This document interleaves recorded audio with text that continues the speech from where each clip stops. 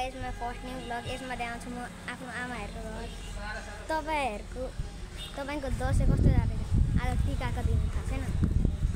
जाउँ अब आमाहरूको घरमा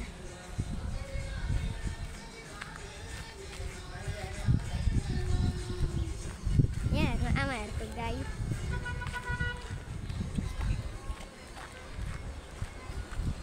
अब यता हेर्नु आमाहरूको घर आउँदैछ अब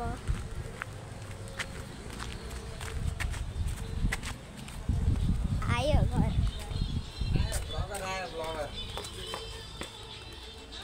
यहाँ हेर्नु मेरो काका यो ब्रो यो दसैँ आयो रातको टिका निजारमा लाउने बेला हुँदैछ हाम्रो हैन अब एकछिनमा लाउने हो पछि अब म यहाँ फुलबारी देखाउँछु यो फुल चाहिँ टक्क फुलेको रहेछ यहाँ हेर्नु मेरो काकाको बाइक अनि मेरो बुवाको बाइकले चाहिँ कपडा लगाइरहेछ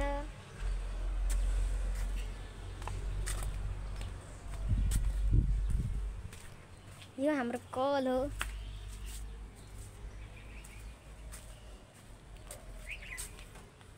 अब एकछिनमा टाइम ब्रेक गरौँ होला बुवा कस्तो छ अहिले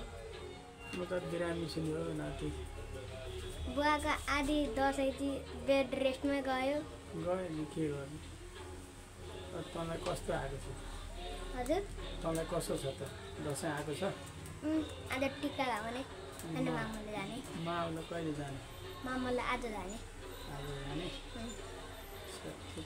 माउले गएर पैसा कति लिएर आउँछस् त खै ल्याउँदैनस् आएन कसो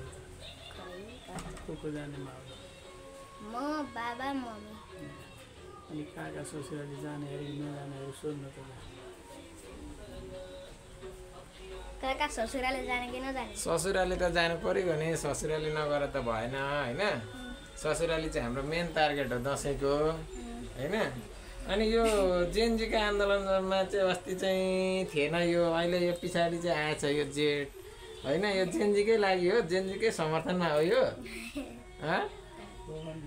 जेनजीको समर्थनमा चाहिँ हाम्रो एकदम युवा मान्छे हुनुहुन्छ यहाँ पुरा यहाँ अब खोपेर देखाइदिनु त एकचोटि ल हो यहाँ हेर्नु त पुरा जेनजी हुनुभएको छ उहाँ अहिले एकदम